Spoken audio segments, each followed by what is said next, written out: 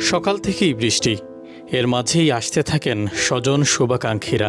শেষবারের মতো নিজের শত স্মৃতি লেপ্টে থাকা ইস্ট লন্ডনের ব্রিকলেন মসজিদে আসেন দবিরুল ইসলাম চৌধুরী অবি। তার নিথর নীরব আগমনে প্রকৃতিতেও নামে স্তব্ধতা।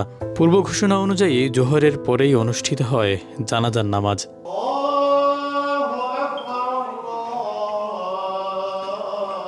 ব্রিটিশ বাংলাদেশি কমিউনিটির এই বাতিঘরকে বিদায় জানাতে আসেন নানা শ্রেণী পেশার মানুষ। কোভিডের সময় এই সময় বেমার আসতো আর দবির মামাই মানুষের লাগি তার গার্ডেন ওয়াইটিয়া যত পয়সা তুলবার রাস্তা দুনিয়াতে lakh lakh crore crore. Most importantly, the man was a truly a people's person, and that's how I remember the Visasa, and inshallah our community will remember in the same way. আজকে আমরা যে জানাজা পড়ি আর Dabir sir, he was genuinely a good human being. তিনি আসলেই কমিউনিটির একজন অনেক বড় সম্পদ ছিলেন। সব সময় তিনি চেষ্টা করেছেন মানুষের পাশে থাকতে। আমি নিজে সাক্ষী, অনেক দিন রাতে অনেক লেটে আমি তাকে বাস স্টপে বসে থাকতে দেখেছি। এই 100 বৎসর বয়সেও তিনি মানুষের পাশে দাঁড়িয়েছেন। মারা যাওয়ার আগ পর্যন্তই উনি কিন্তু কমিউনিটিকে নিয়েই ভাবতেন। আমরা সবাই জানি কমিউনিটির জন্য উনি এই কোভিডের সময় কী করেছেন।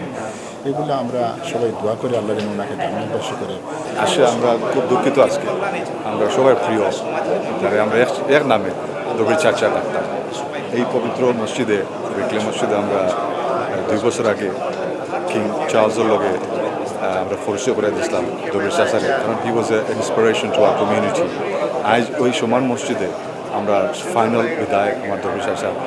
সে আমাদের কমিউনিটির কিং।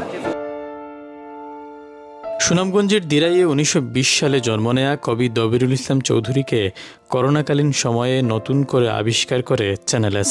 কোভিড পরিস্থিতিতে অসহায় মানুষদের জন্য রোজা রেখে 100 বছর বয়সে পায়ে হেঁটে ফান্ডরাইজিং করে ব্রিটেন জুড়ে সুনাম কুড়িয়েছিলেন তিনি। শেষ বিদায় জানাতে এসে ব্যতীত কমিউনিটির মানুষজন।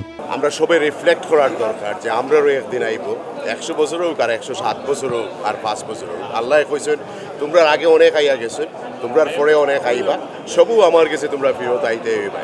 সো এটা থেকে আমরা আজকে উইটনেস নিতাম, স্বীকার করতাম যে প্রত্যেক জানাজাত গেলে আমরা রিফ্লেক্ট করতাম বইয়া সেলিব্রেশনটা যে আমরাও একদিন আইব, আমরাও একটা গিয়ে আইয়া মাটির মাঝে জানাজা করবা, দাফন কাফন করবা। আমরা সবাই জানি দবির চাচার কন্ট্রিবিউশন, হি ওয়াজ লার্জার দেন লাইফ, কমিউনিটি লাগিয়ে করছেন। এবং আমরা ইসলামিক কোভিডের কথা বিশেষ করে আমি স্মরণ করি, হাজার পাউন্ড রেজ করছেন। মানবিক গুণ অনেক কিছুই আছে, আমি শুধু তার একটা জিনিসের উপর আলোকপাত করব। তিনি একজন সাহিত্যপ্রেমীর লোক ছিলেন এবং অনর্গল কবিতা পড়তেন এবং কবিতা লিখতেন এবং আমাদের জনমতে আসতেন, এসে উনি আমাদেরকে কবিতা শোনাতেন। একজন মহান ব্যক্তি ছিলেন। আল্লাহ রাব্বুল আলামিন ওনার জীবনের সমস্ত সৎকর্ম আল্লাহ কবুল করে ওনাকে মাফ করে দিন এবং ওনার পথ অনুসরণ করে আমরা যাতে সমাজ দেশ জাতির জন্য আল্লাহ সন্তুষ্টি কিছু করতে পারে, আল্লাহ আমাদের তৌফিক। উনি একজন অত্যন্ত সহজ সরল মানুষ ছিলেন, ওনাকে অনেক আগ থেকে চিনি। উনি নিজে কবিতা আবৃত্তি করতেন, কবিতা লিখতেন।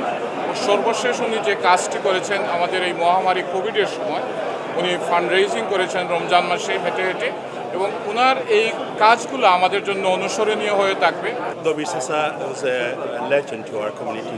খাম করিয়া গেছেন আমরা কোভিডের সময়, স্পেশালি চ্যানেল এস আর আরএফসির মাধ্যমে near enough £250,000 pound to be precise raise করছেন।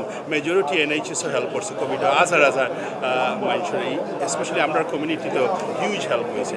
তার লাখান মানুষ আমরা স্পেশালি চ্যানেল এস কমিউনিটিতে হিউজলি মিস করি। দবিরুল ইসলাম চৌধুরী শুধু মানবিক কাজ করেই নিজেকে নিয়ে গেছেন এক অনন্য উচ্চতায়। পেয়েছিলেন ব্রিটেনের রানীর কাছ থেকে অবি খেতাবসহ নানা সম্মাননা। তাকে হারিয়ে পরিবারসহ পুরো কমিউনিটি অভিভাবক শূন্য। সব কমিউনিটির মানুষ আসছে যে আমার আব্বার জানাজার জন্য। এটা খালি আমার আব্বার জন্য না, সারা কমিউনিটির জন্য। আমি থ্যাংক করতে চাই all the support from all the different platforms, all the communities throughout the country who supported my father and throughout the world.